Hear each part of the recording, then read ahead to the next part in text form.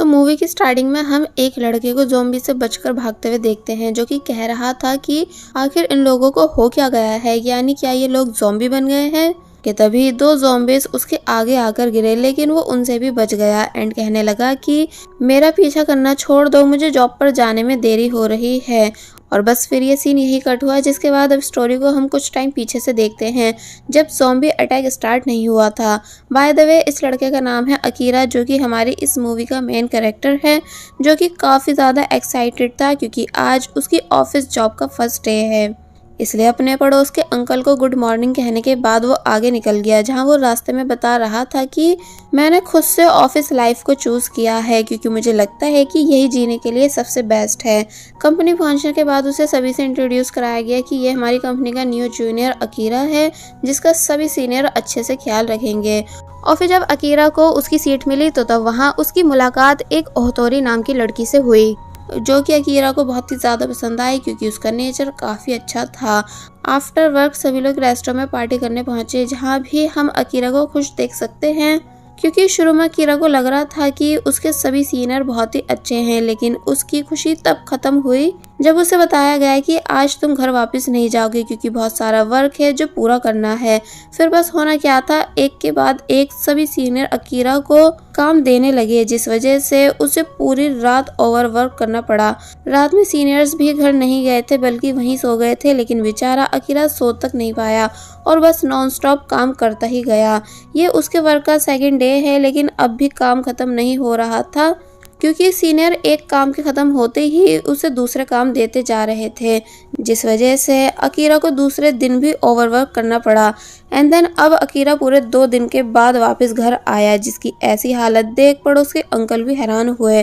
Akira घर आकर कहने लगा कि मैंने बिल्कुल भी इमेजिन नहीं किया था कि ऑफिस में ऐसा होता है, यानी ये तो ठीक हेल जैसा है। अकीरा बस कुछ ही घंटे सोया था और फिर तभी वापस काम पर आ गया, जहां फिर से वही सब स्टार्ट हुआ, यानी नॉन स्टॉप सिर्फ काम ही काम, ऊपर से सीनियर्स और टीम लीडर का अत्याचार, जो कि अकीरा को सिर्फ एक मशीन समझते हैं, इसलिए उस पर चिल्लाते भी हैं। अकीरा बेचारा अब नहाने तक का भी टाइम नहीं निकाल पाता था, इसलिए ऑफिस में ही सर धो लिया करता था।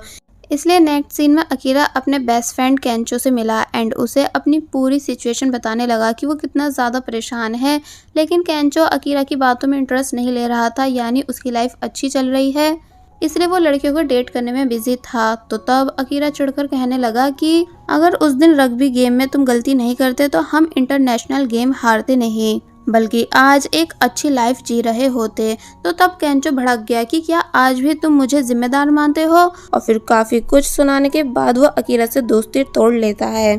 जिसके बाद अब नेक्स्ट सीन में अकीरा की मुलाकात ओहतोरी से हुई, जिसे देखते हुए अकीरा बताने लगा कि अगर मैं इस कंपनी में हूँ तो इसका रीजन सिर्फ ओहतोरी है, क्योंकि ये मुझे अच्छी लगती है, इसलिए एक ना एक दिन मैं इसे अपनी गर्लफ्रेंड ज़रूर बनाऊंगा और अपने बॉस से भी बचाऊंगा, क्योंकि बॉस ऑलवेज ओहतोरी को परेशान करता रहता है। अब अकीरा वापस से अपने काम पर आया, जहां टीम लीडर फिर से उस पर चिल्लाने लगा, जिस वजह से वो काफ़ी बुरी तरह डर जाता है। और बस ऐसे ही टाइम बीतता गया, यानी सभी सीनियर्स दिन रात अकीरा को परेशान करते रहते थे एंड अब अकीरा को भी इस सब की आदत पड़ गई, यानी वो मशीन बन चुका था। इसलिए कभी कभी उसका सुसाइड करने का भी मन करता था, क्योंकि वो अपनी ऐसी लाइफ से परेशान जो आ चुका है, लेकिन अब क्योंकि उसने खुद से इस लाइफ को चूज किया है, इसलिए वो उसे छोड़ भी नहीं सकता। जिसके बाद अब हमें नेक्स्ट डे दिखाया गया, जहां हम देखते हैं कि अकीरा की लाइफ जॉब की वजह से इतनी बिजी हो चुकी थी कि उसने जब से एक भी बार अपने रूम को क्लीन नहीं किया था।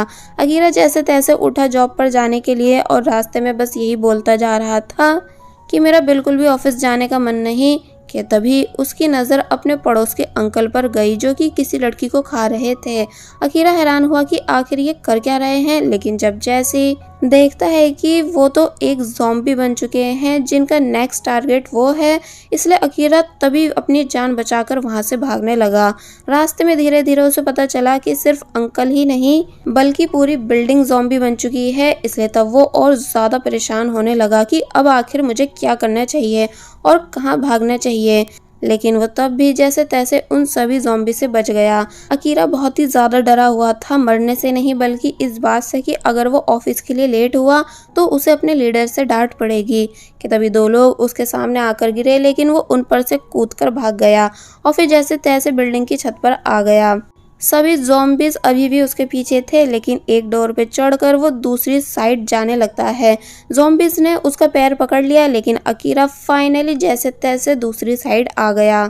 कि तभी उसकी नज़र एरोप्लेन पे गई जो कि बुरी तरह जल रहा है, इसलिए ये देख उसके होश उड़ गए। और फिर अब जब उसने पूरी सिचुएशन को एनालाइज किया कि कैसे हर जगह सिर्फ तबाही ही तबाही है, यानी हर कोई ज़ॉम्बी बन चुका है और एक दूसरे को खा रहा है, इसलिए तब पहले तो वो शांत हुआ कि इसका मतलब पूरी दुनिया बर्बाद हो रही है ज़ॉम्बीज अटैक की वजह से, जिस वजह से अब मुझे वर्क पर जाना नहीं होगा। इसलिए अकीरा खुशी के मारे जोर जोर से चिल्लाने लगा कि वाओ, अब नो काम, सिर्फ आराम और फ्रीडम वाली लाइफ, यानी अब मैं अपने हिसाब से जीऊंगा जैसा कि मैं जीना चाहता हूँ। अकीरा यहाँ खुश हो ही रहा था, लेकिन तभी उसे याद आया कि एक मिनट, मेरी फर्स्ट लव ओतोरी का क्या, यानी वो मुसीबत में होगी जिसे मुझे बचाना चाहिए। इसलिए पहले वो ओतोरी को मैसेज कर पूछने लगा कि तुम कहाँ हो, ठीक तो हो, जिस पर ओतोरी कहती है नहीं, मुझे हेल्प चाहिए। एंड देन उसने अपना एड्रेस अकीरा को सेंड कर दिया। जिसके बाद अब हम एक कपल देखते हैं जो कि अभी ज़ॉम्बी बने नहीं हैं, इसलिए परेशान थे कि अब हम क्या करेंगे।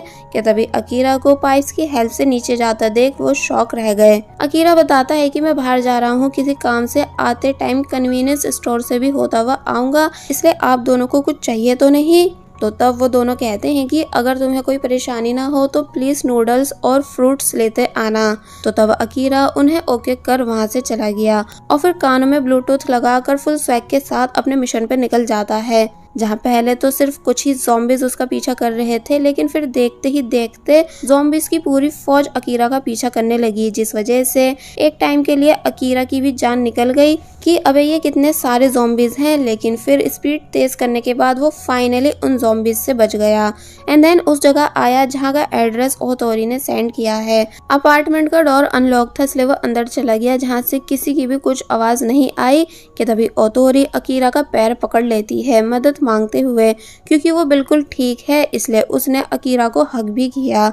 अकीरा ओतोरी से शांत होने का बोलने लगा, लेकिन तभी ओतोरी इशारे में बताती है कि बॉस हमारे पीछे हैं जो कि ज़ॉम्बी बन चुके हैं। अकीरा शॉक हुआ और फिर अब जब जैसी बॉस ने भी इन दोनों को देखा तो वो डायरेक्ट इन पर हमला करने लगे, लेकिन अकीरा बच जाता है और फिर इमेजिन करने लगा कि वो वही पहले वाला रगी प्लेयर है जिसका कोई सामना नहीं कर सकता। और बस फिर इतना सोच अकीरा ने बॉस की बैंड बजानी शुरू कर दी, यानी एक तरह से वो अपनी पूरी भड़ास निकाल रहा था, क्योंकि कंपनी में बॉस उससे परेशान जो करते थे।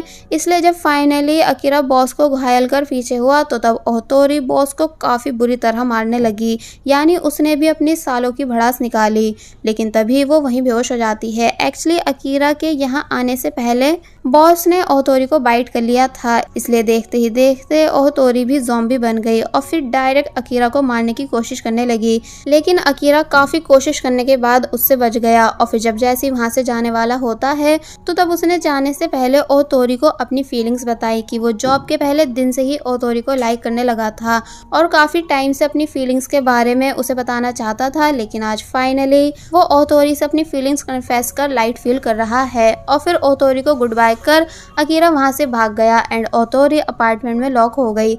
जिसके बाद अब हम देखते हैं कि दोबारा से पाइप की हेल्प से अकीरा ऊपर आया कपल को उनका खाना देने, लेकिन देखता है कि वहाँ कोई भी नहीं बल्कि सिर्फ खून ही खून था। इसलिए अकीरा को समझ आ गया कि वो कपल भी ज़ॉम्बी अटैक का शिकार हो चुका है, जिस वजह से अकीरा को उनके लिए काफ़ी ज़्यादा बुरा फील हुआ। इसलिए अपने रूम में बैठकर सोचता है कि आज नहीं तो कल मैं भी इन सभी की तरह ज़ॉम्बी ज़रूर बन जाऊंगा। इसलिए ज़ॉम्बी बनने से पहले मुझे वो सभी काम कर लेने चाहिए जो मैं बिजी लाइफ होने की वजह से कभी कर नहीं पाया हूँ। इसलिए अकीरा ने एक लिस्ट रेडी की जिसका टाइटल था मेरी 100 ऐसी विशेष जिन्हें मैं ज़ॉम्बी बनने से पहले पूरा करना चाहता हूँ, जिसमें फर्स्ट विश थी फीलिंग्स कन्फेस करना, जो कि वो ऑलरेडी कर चुका है। इसलिए काफ़ी देर तक बैठकर उसने बाकी विशेष को भी लिख दिया। जिसके बाद अब हम अकीरा की फ्रीडम लाइफ का डे 1 देखते हैं, जहां उसने पूरे रूम की अच्छे से सफाई की क्योंकि यही उसकी सेकंड विश थी। फिर वो खुशी खुशी से कन्वीनियंस स्टोर आया क्योंकि उसकी थर्ड विश है बिना प्राइस की चिंता करे दिल खोलकर शॉपिंग करना, इसलिए यहाँ वो ऐसा ही करता है। जहाँ अचानक 2 ज़ॉम्बीज उसके पीछे पड़ गई, लेकिन जैसे तैसे वो उनसे बच गया। सही में अकीरा अपनी जान हथेली पे लेकर फिर रहा है। वेल अब वो पार्लर आया हेयर कलर कराने क्योंकि ये उसकी 4th विश है, जहाँ एक ज़ॉम्बी भी थी बंधी हुई। अकीरा ने काफी सारे कलर्स ट्राई किए लेकिन उसे कुछ भी अच्छा नहीं लग रहा था, इसलिए उसने वापस से अपने बालों को ब्लैक कर लिया। लेकिन जो भी हो उसकी ये विश भी कंप्लीट हुई। फिर वो अपनी बिल्डिंग पर स्प्रे पेंटिंग करने लगा जो कि उसकी 5th विश है, जो कंप्लीट होने के बाद बहुत ही ज़्यादा कूल दिखने लगी। And then Akira crackers buy करने आया क्योंकि ये भी उसकी विश लिस्ट का ही पार्ट है, जहाँ अलग अलग तरह के बड़े बड़े क्रैकर्स थे जो कि उसे काफ़ी ज़्यादा पसंद आ रहे थे। लेकिन लास्ट में उसका दिल वहाँ रखी मिसाइल ने जीता, जिसको उसने अपने पास रख लिया। फिर वो जाते टाइम साइकिल की बैल से ज़ॉम्बीज को अट्रैक्ट कर रहा था परेशान करने के लिए, क्योंकि उसे पता है कि पकड़ तो ये मुझे सकते नहीं।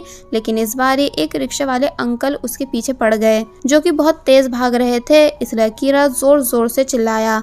आगे आकर अकीरा को बाइक मिली जिसे उसने अपने पास रख लिया क्योंकि बाइक चलाना भी अकीरा की विश लिस्ट का ही पार्ट था, जो कि अब वो भी कंप्लीट हो चुका है।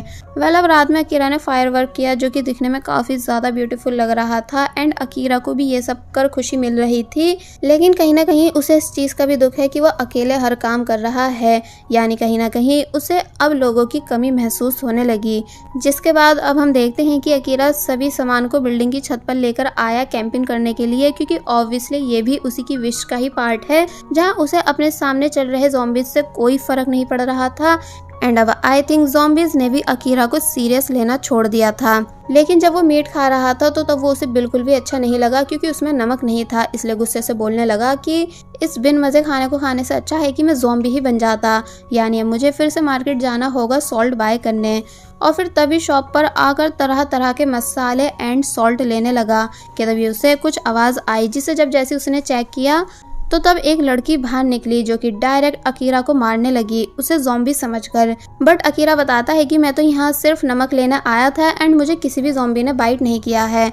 तो तब वो लड़की शांत हुई एंड देखती है कि ये तो सही में सिर्फ मसाले ले रहा है, इसलिए उसने अकीरा को छोड़ दिया।